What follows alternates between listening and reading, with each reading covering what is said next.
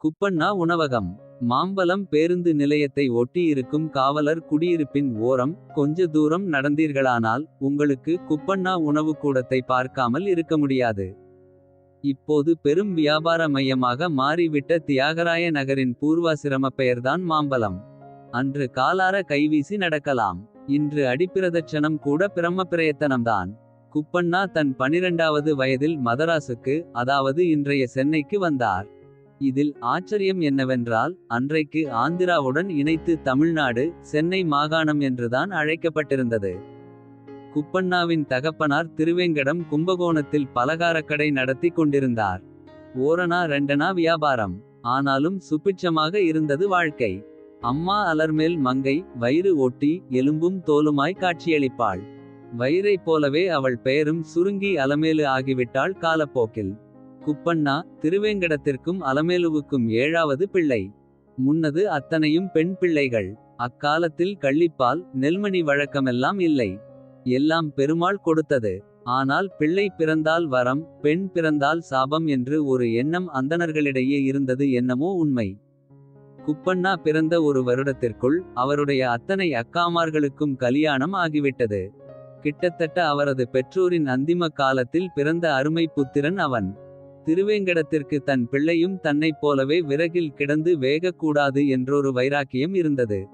ஆனால் விதி யாரை விட்டது. குப்பண்ணாவிற்கு 6 வயது வரை பேச்சே வரவில்லை. ஊர் வைத்தியர் வந்து பார்த்தார். நாக்கு தடித்திருக்கிறது. தினமும் வசம்பு வைத்து தேய்க்க வேண்டும். கோரைப்புல்லை நுனியாக எடுத்து நாக்கு வழிக்க வேண்டும். கூடவே இந்த சூரணமும் என்று ஏதேதோ சொல்லிவிட்டு 4 காசை கறந்து கொண்டு போய் விட்டார். அலமேலு தனக்கிருக்கும் சொற்ப பலத்தை வைத்து கொண்டு தினமும் வசம்பு தேய்த்தாள். கோரைப்புல்லால் நாக்கு வழித்தாள். கொஞ்சம் போல பேச்சு வந்தது. அவர் முதல் வார்த்தை பேசும்போது திருவேங்கடம் கடையை மூடிவிட்டு மதிய உணவுக்கு வீடு வந்தார். குப்பண்ணா வாயை திறந்து குழறினார். ஏன்னா குழந்த பேசறது என்றாள் அலமேலு. திருவேங்கடமும் ஆவலுடன் வந்து காதை குப்பண்ணாவின் வாய்க்கருகே வைத்து கொண்டார். காதை நனைக்கும் அளவிற்கு எச்சிலுடன் குப்பண்ணா பேசிய முதல் வார்த்தை, அலுவா. என்னடி இது அம்மான்னு கூப்பிடுவான்னு பார்த்தா இவன் அல்வாங்கறான். இவன் சமயக்காரன் தான். விறகுதான் இவனுக்கு தலவிதி என்று தலையிலடித்து கொண்டார் திருவேங்கடம். பேச்சு சரியா வரலைன்னா அலமேலுன்னு என் பெயரைத்தான் அலுவான்றான். தாயை விட குழந்தையின் மழலையைச் சரியாக புரிந்து கொண்டவர் எவரேனும் உண்டோ. விடாப்பிடியாக குப்பண்ணாவை மன்னார்குடியில் 7 வயதில் குருகுல வாசத்திற்கு அனுப்பினார் திருவேங்கடம். ஒரு 10 வருடம் அங்கேயே இருந்தானானால் உபாத்தியாயம் தொழிலாகி விடும். அதைவிட சமையல் விலகி போகும். சொற்ப ஜீவனத்தில் ஒரு உருப்படி வெளியேறினால் சுமை குறையும். குருகுல வாசத்தில் சேர்ப்பது அப்படி ஒன்றும் சுலபமான காரியம் இல்லை. குருவின் வீட்டிலேயே தங்கி அவருடைய பிள்ளைகள் போல இருப்பார்கள் அங்கிருக்கும் சிறுவர்கள். அவரது தேவைகள் அனைத்தையும் நிறைவேற்றி வைப்பவர்கள் அவர்கள். இன்றைய மேலை நாடுகளில் இந்திய சிறுவர்கள் வீட்டு வேலைக்குச் சென்று சித்திரவதைப்படுவதின் ஆரம்ப கட்டம் இது. குரு கோபமாக இருந்தால் இவர்கள் பாடு திண்டாட்டம். மகிழ்ச்சியாக இருந்தால் இவர்கள் பாடு கொண்டாட்டம். குருவின் வீட்டில் அந்த காலத்தில் ஒரு கூட்டமே இருக்கும். பயிற்சிக்கு வந்த சிறுவர்கள் போக அவரது மனைவி, குழந்தைகள், உறவினர்கள் என்று ஒரு கூட்டம். ஒரு கூட்டத்திற்கே அடிமை சாசனம் எழுதி கொடுத்துவிட்டுத்தான் கல்வி பயில முடியும் அங்கே. இன்றும் பள்ளியாசிரியர்களின் தேவைகளை பூர்த்தி செய்யும் மாணவர்களைப் பற்றி படித்து கொண்டுதானே இருக்கிறோம். ஆனால் அந்த காலத்தில் கீழ்த்தரமான செய்கைகள் எல்லாம் கிடையாது. பணியாத மாணவர்களுக்கு தண்டனைகள் உண்டு. 100 குடம் தண்ணீர் கேணியிலிருந்து இழுத்து உள்தொட்டியில் நிரப்ப வேண்டும். தோட்டம் சுத்தம் செய்ய வேண்டும். வீடு பெருக்க வேண்டும். துணி துவைக்க வேண்டும். இப்படி மேற்சொன்ன வேலைகள் தினமும் உண்டு. ஆனால் எல்லா மாணவர்களும் பகிர்ந்து கொண்டு செய்வார்கள். ஆனால் தண்டனை காலங்களில் மற்ற மாணவர்கள் வேலை அனைத்தையுமே தண்டனைக்குரிய மாணவனே செய்ய வேண்டும். குப்பண்ணா மன்னார்குடி திருமலாச்சாரி வீட்டில் விடப்பட்டார். அவருடன் இருந்த மாணவர்கள் திருமலாச்சாரியின் கெடுபிடியை தாங்க முடியாமல் 1-2 வருடங்களிலேயே ஓடிவிட்ட போது குப்பண்ணா மட்டும் 5 வருடங்கள் தாக்கு பிடித்தது ஆச்சரியம். அதற்கு காரணம் அவருக்கு சுபாவமாகவே வந்து விட்ட சமையற்கலை. மன்னார்குடி வந்த போது குப்பண்ணாவிற்கு சமையலெல்லாம் தெரியாது.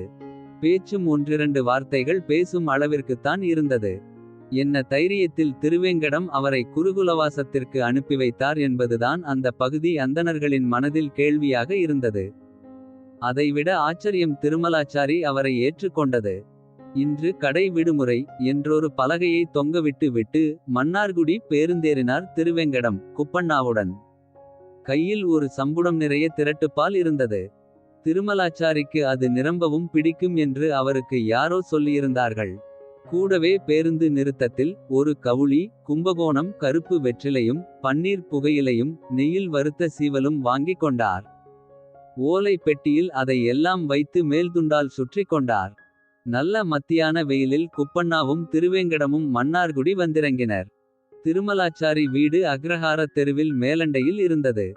தெற்கு பார்த்த வீடு, வாசற் திண்ணை. இவர்கள் போகவும் திருமலாச்சாரி மதிய உணவு முடித்துவிட்டு திண்ணையில் அமரவும் சரியாக இருந்தது. அவர் கையில் ஒரு பழைய ஓலை பெட்டி இருந்தது. துண்டால் விசிறியபடியே ஒரு கையால் மூடியை திறந்து ஓலை பெட்டியின் உள்ளே விரல்களால் துழாவினார். வெறும் விரல்கள் தான் வெளியே வந்தன. தன் மனைவியை கூப்பிட நிமிர்ந்த போதுதான் அவர் திருவேங்கடத்தையும் குப்பண்ணாவையும் பார்த்தார்.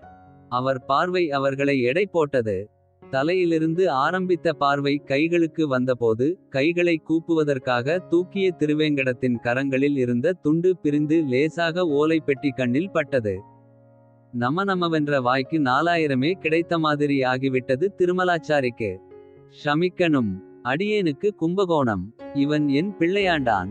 குப்புசாமின்னு பேரு. உங்களாண்ட உபதேசத்துக்கு விடலாம்னு.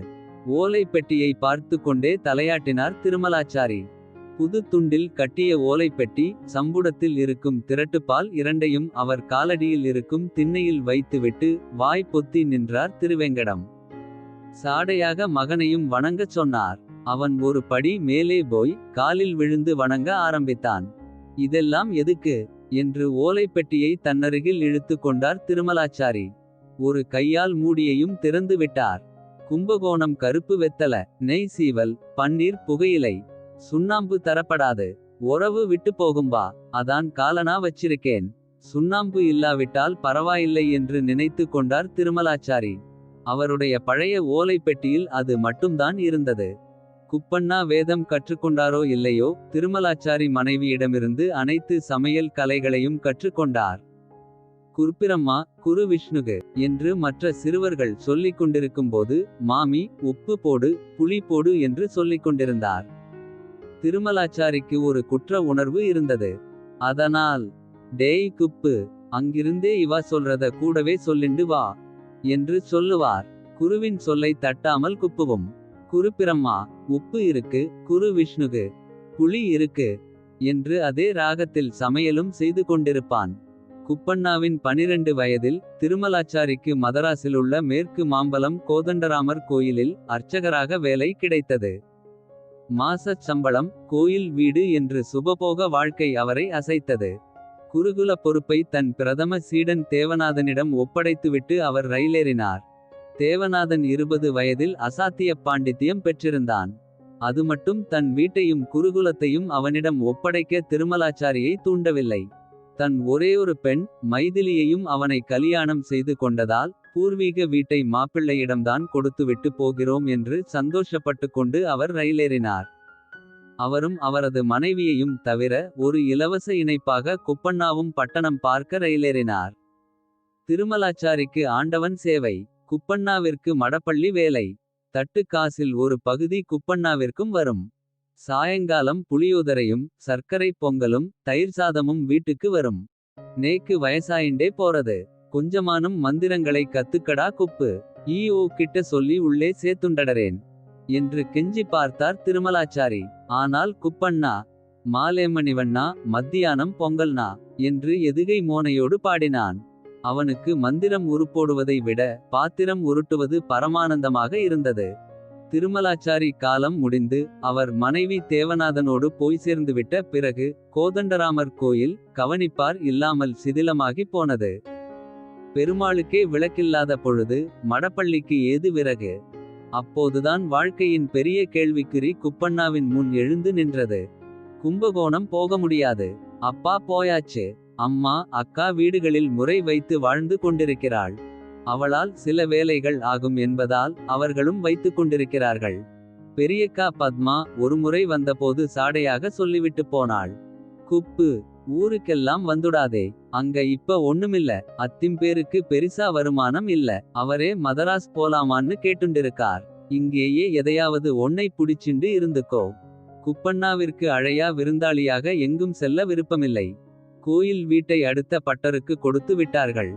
கண்ணம்மாப்பேட்டை மயானத்திற்கு அருகில் ஒற்றை வீடு பூட்டி கிடப்பதாக யாரோ சொன்னார்கள்.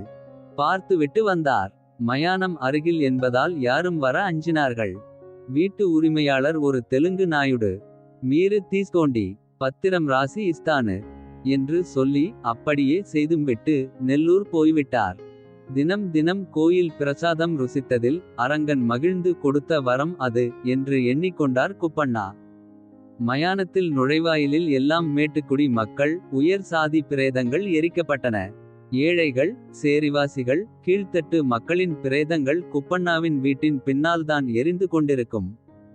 ஆனால் அதெல்லாம் கொஞ்ச நாட்களில் மாறிப்போயிற்று. பேருந்து நிலையம் வந்தது. காவல் நிலையம் வந்தது. குப்பண்ணாவின் வீட்டுக்கு அருகில் காவலர் குடியிருப்பு வந்துவிட்டது. மயானம் சுருங்கி போயிற்று. திராவிட ஆட்சியில் பிரேதங்களின் பாகுபாடு மறைந்து போய்விட்டது. போக்குவரத்து அதிகமாக குப்பண்ணா பலகார கடை ஆரம்பித்தார். சுத்தமான சைவம். நெய் ஒழுக சர்க்கரை பொங்கல், வெண்பொங்கல், புளியோதரை, தயிர் சாதம். அவருக்கு தெரிந்தது அதுதான். ஆனால் அதிலிருக்கும் சுவை அனைவரையும் கட்டிப்போட்டது. ஏனென்றால் அவை தினமும் அரங்கனுக்கு நைவேத்தியம் செய்யப்பட்டவை. முதல் கரண்டி உணவில் ஒரு துளசி கண்டிப்பாக இருக்கும். குப்பண்ணாவிற்கு இப்போது 80 வயது. வீட்டை இடித்து பெரிய உணவகமாக மாற்றியிருக்கிறார். அவரிடம் இப்போது 20 ஆட்கள் வேலை செய்கிறார்கள். கொஞ்சம் உணவுப்பட்டியல் நவீனமாக மாறியிருந்தாலும் தொடர்ந்து கொண்டே இருக்கிறது சர்க்கரை பொங்கலும், வெண்பொங்கலும், புளியோதரையும். அதே போலத்தான் முதல் கரண்டி துளசியும்.